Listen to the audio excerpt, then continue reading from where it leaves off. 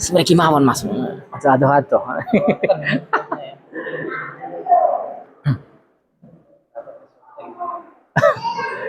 Bismillahirrahmanirrahim. Assalamualaikum warahmatullahi wabarakatuh.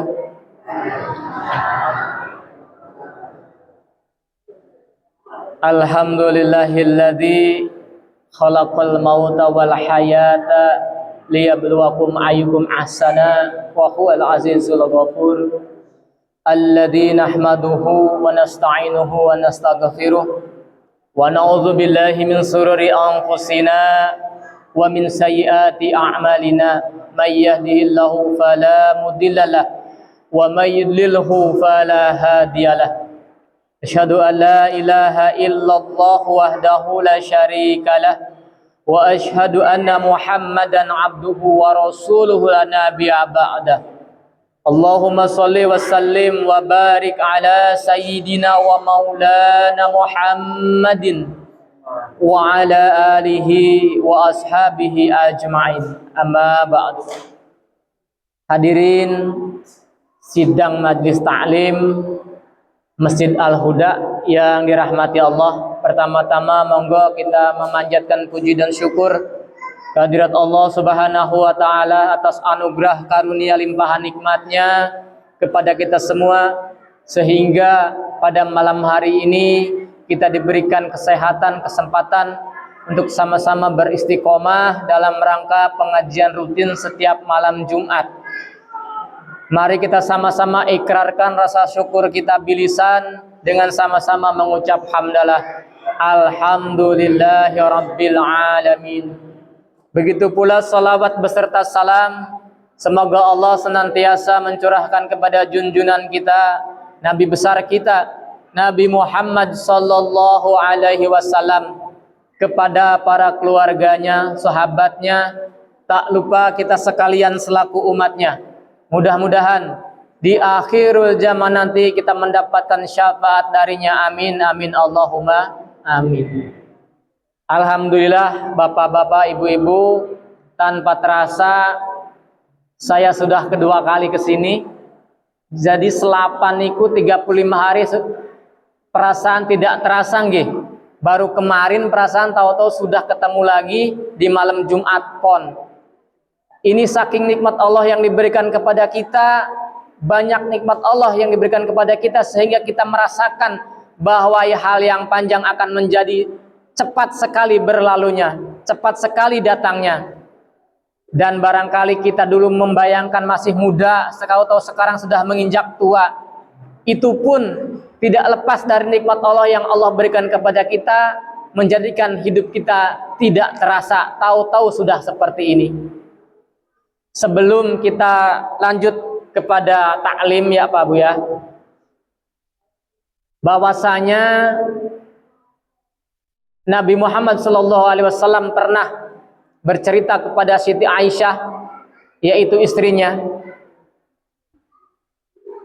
Pada saat itu istrinya di dalam kamar sedang menjahit baju Nabi Muhammad SAW. Tatkala mau memasukkan benang ke dalam jarumnya, tiba-tiba jarum itu jatuh ke tanah. Dan pada waktu itu sangat sulit mencari jarum tersebut karena posisinya gelap.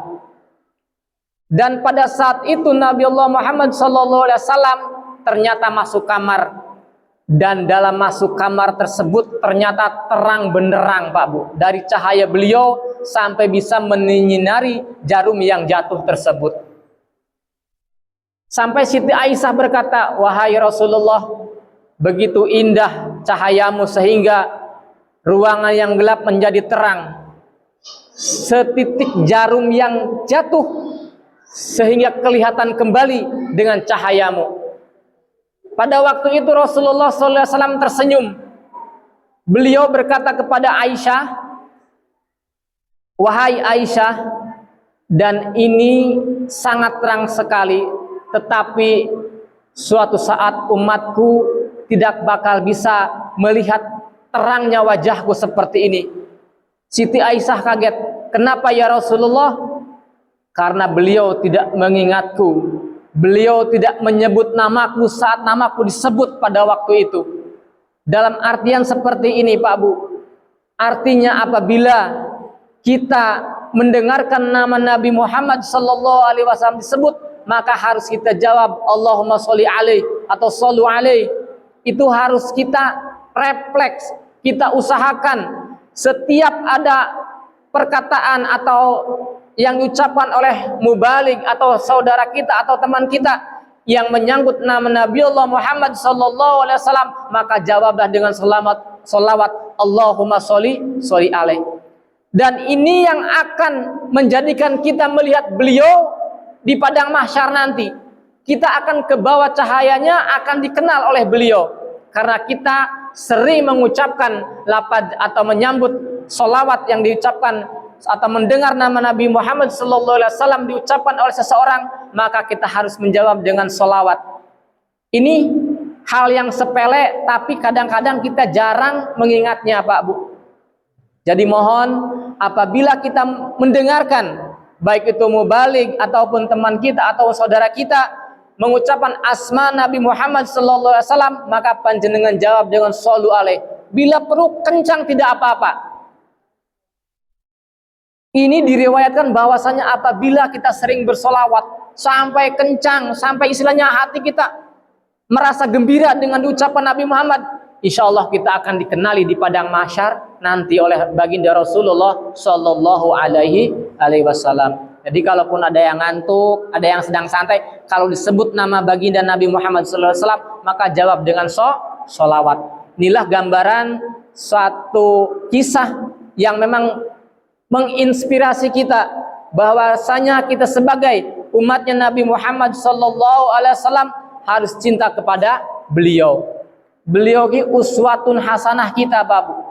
Public figure kita.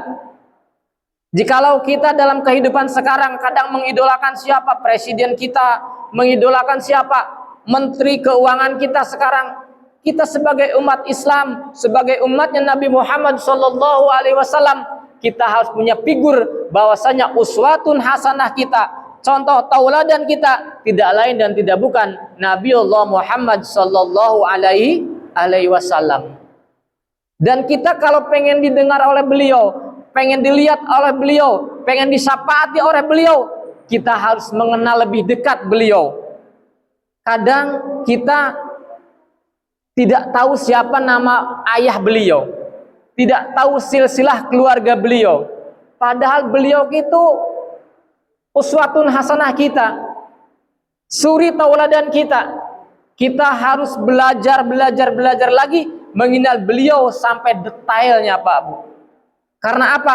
Kalau kita mengenal beliau lebih jauh, insya Allah kita di padang mahsyar nanti akan dikenali oleh beliau dan akan disapaati oleh beliau. Inilah kehebatan umatnya Nabi Muhammad sallallahu alaihi wasallam. Insyaallah kita akan disapati oleh beliau. Hadirin yang dirahmati Allah, berlanjut kepada taklim ya Pak Bu ya. Pada malam hari ini konsep kita hidup di alam dunia ini tidak lain dan tidak bukan adalah hidup selamanya Pak Bu.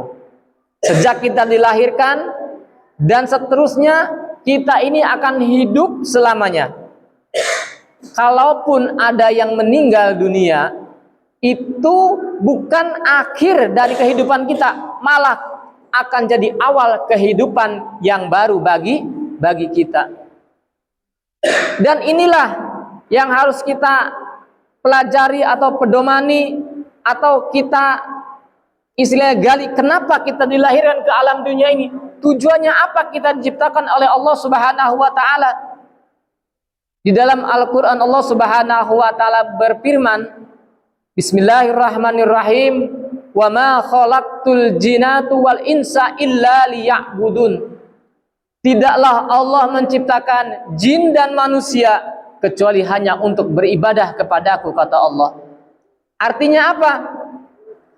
Kita dalam kehidupan ini hanya satu kewajiban kita kepada Allah, yaitu untuk ibadah. Dan ibadah ini luas sekali. Ibadah itu selama itu diwajibkan oleh Allah Subhanahu wa taala dan harus ditinggalkan oleh Allah Subhanahu wa taala kepada kita, kita lakukan, itu sudah termasuk ibadah. Dan yang utama dalam kehidupan ini adalah ibadah kita yang paling kuat atau kepalanya ibadah, rasul ibadah, yaitu sholat yang lima waktu. Ini kepalanya ibadah. Kita bisa bayangkan Pak Bu, kalau ada orang tidak mempunyai tangan, kira-kira masih hidup nggak Bu? Masih nggih? Kalau ada orang tidak mempunyai penglihatan, kira-kira masih bisa hidup nggak Pak Bu? Masih.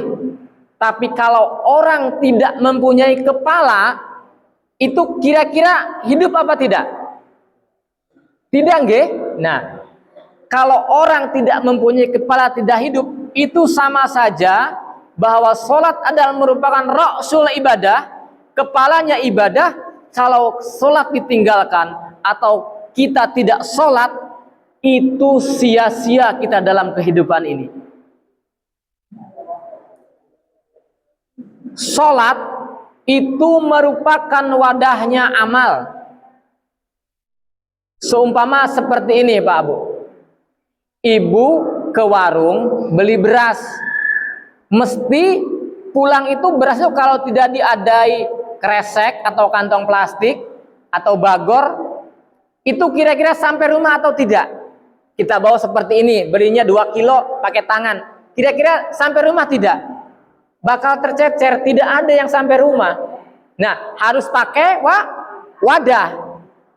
Sholat pun seperti demikian. Sholat adalah wadahnya amal ibadah kita, harus diwadahi yaitu dengan sholat.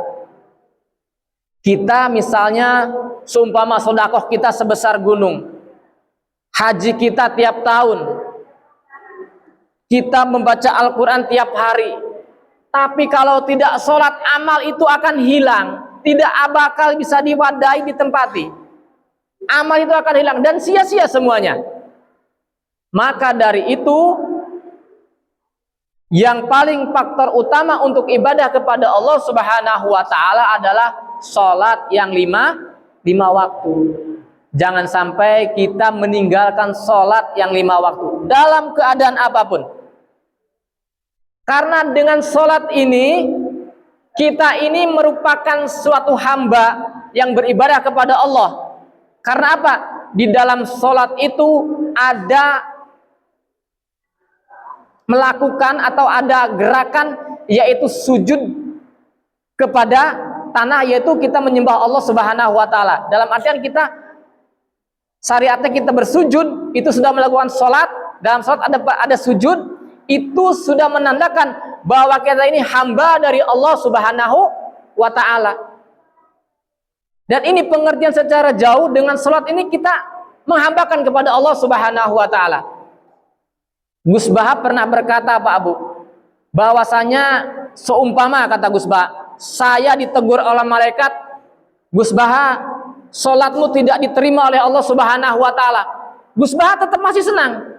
Kata beliau, saya walaupun misalnya sholat saya tidak diterima, tapi tiap hari, tiap waktu saya melaksanakan sholat, saya mesti bangga. Saya harus bangga. Kenapa? Karena dengan sholat kita ditakdir bisa sholat, berarti kita mengakui adanya Allah Subhanahu wa ta'ala. Dan kalau kita niatkan dengan ikhlas, dengan kebiasaan sehari-hari, insya Allah walaupun kita susah, sholatnya masih kemana-mana. Dan biasanya Pak Bu, sholat ini banyak sekali godaannya. Misalnya ibu hilang kunci kontak, itu kalau dicari nggak ketemu, panjenengan sholat, dalam sholat mesti kelingan, wah kunci kontaknya di atas lemari. Kebanyakan seperti itu. Dompet saya di mana nggak kelihatan, aku nggak ketemu. Pada waktu sholat biasanya ketemu, dompet saya ada di sana. Nah ini godaan pada waktu sholat, tapi tidak apa-apa, kita terus lakukan. Karena apa? Karena walaupun kita mengusahakan sholat kita sudah khusyuk tapi tidak khusyuk, Allah tetap akan menganggap kita hambanya. Allah tetap akan menganggap kita bahwa kita menjadi umatnya, menjadi hambanya, karena kita bersujud kepada Allah Subhanahu wa ta'ala. Dan sholat ini suatu kegiatan atau penyembahan kita kepada Allah ini tidak bisa ditinggalkan dalam keadaan apapun, Pak Bu.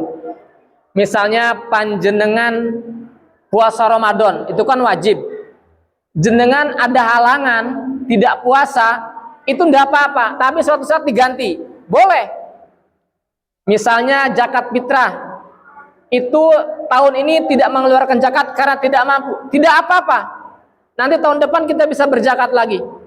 Tapi yang namanya sholat dalam keadaan apapun harus dikerjakan. Walaupun sedang sakit, mesti dikerjakan, harus.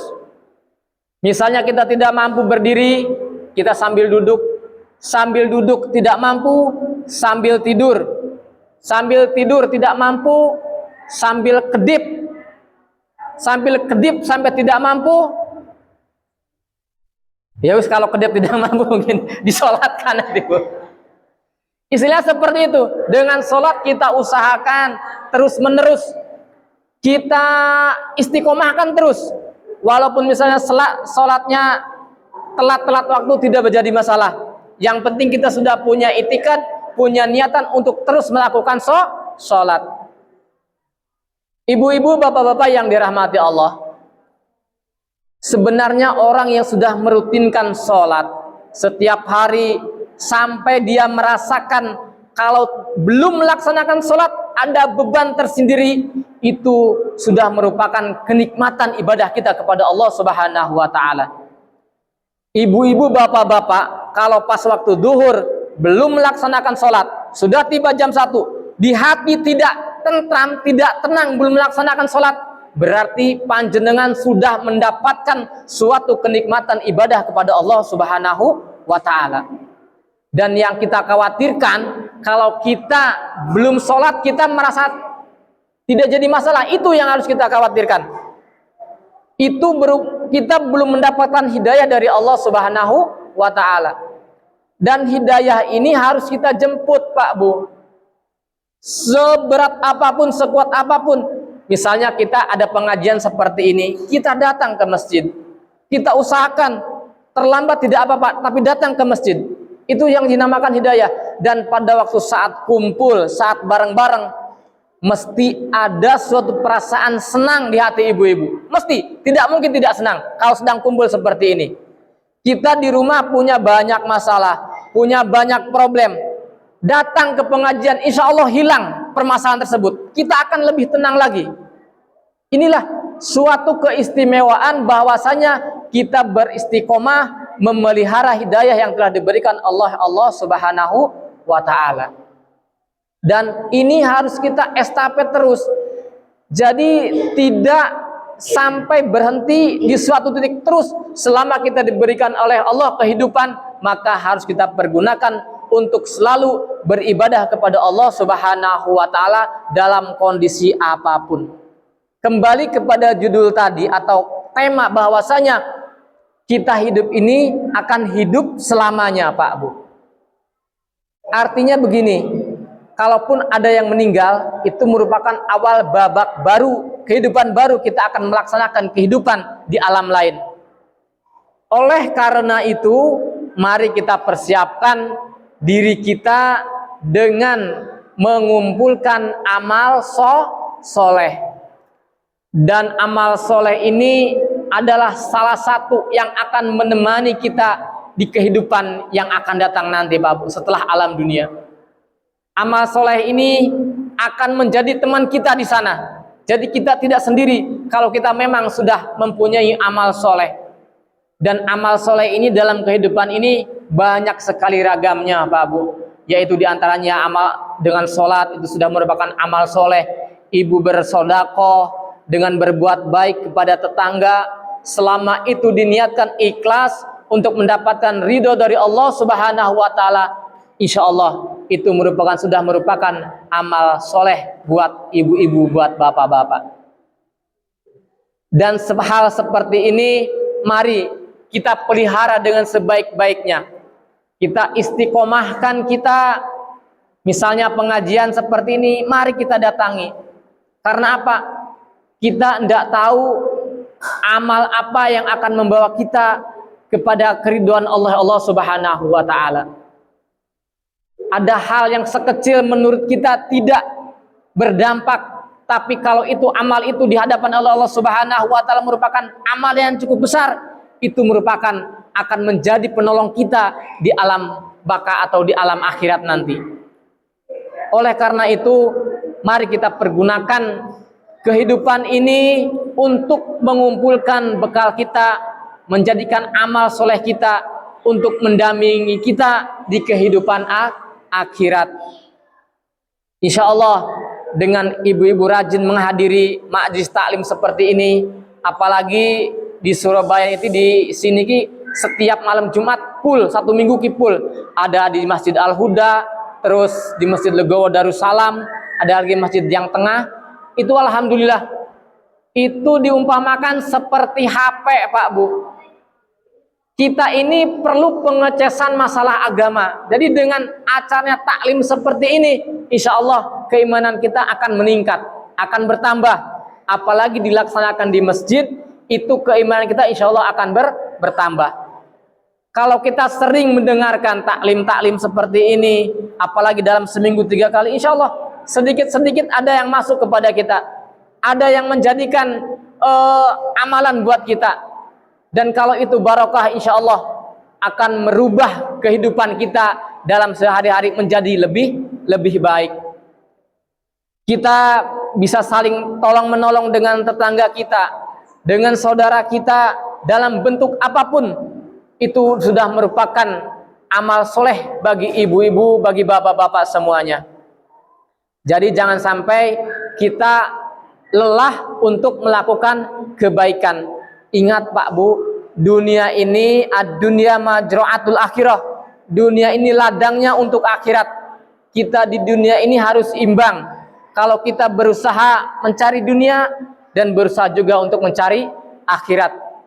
Dan salah satu untuk agar kita kehidupan kita, selebur perbuatan kita akan dipandang ibadah oleh Allah Subhanahu wa taala, maka dalam setiap hari, setiap kegiatan kita niatkan dengan lillahi ta'ala, karena Allah Subhanahu wa ta'ala. Misalnya ibu-ibu di rumah masak, niatkan Pak Bu, niat lillahi ta'ala untuk bersedekah kepada sekeluarga kita. Misalnya mengurus anak-anak kita, setiap hari jangan sampai kita mengeluh anak kita bandel atau anak kita nakal, jangan. Niatkan dengan ikhlas, doakan anak-anak kita. Kalau seumpama anak kita hiperaktif, dalam artian bandel, memang anak-anak memang bandel, tapi kita doakan Pak Bu, dalam keseharian kita niatkan, kalau kita insya Allah ikhlas, niatkan lillahi ta'ala, itu akan menjadi suatu amal kebaikan bagi bapak-bapak, ibu-ibu. Dan kadang kita tidak tahu Pak Bu, ada anak-anak yang bandel ini, kalau kita introspeksi, ini penyebabnya apa? Mungkin salah satu penyebabnya adalah orang tuanya tidak pernah mendoakan anaknya. Itu salah satu penyebabnya. Kadang kita lupa, anak kita ini perlu doa Pak Bu.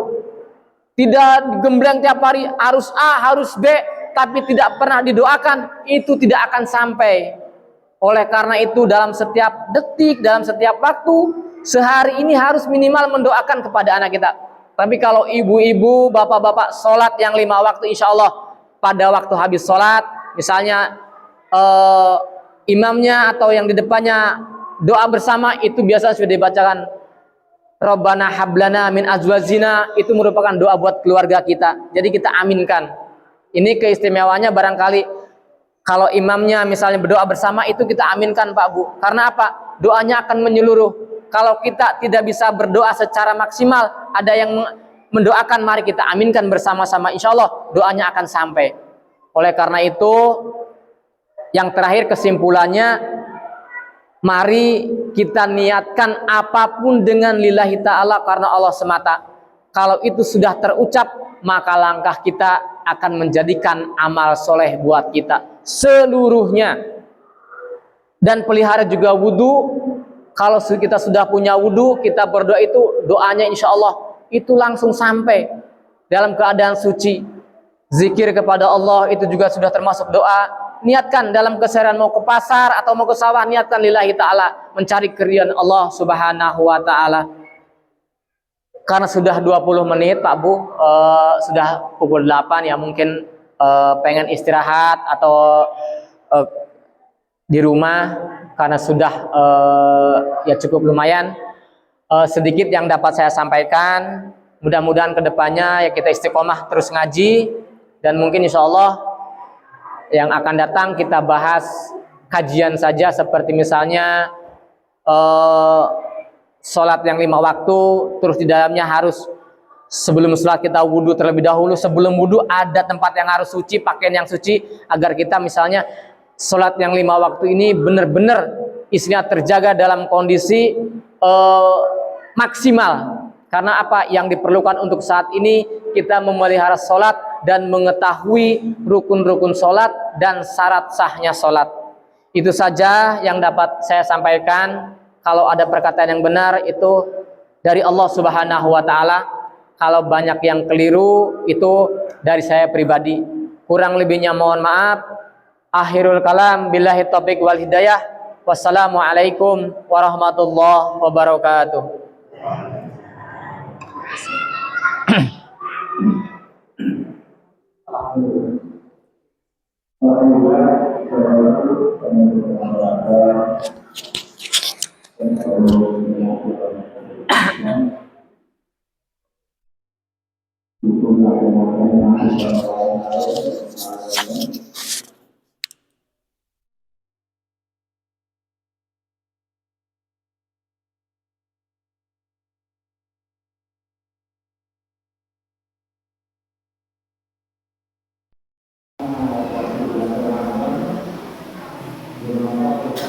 Terima kasih.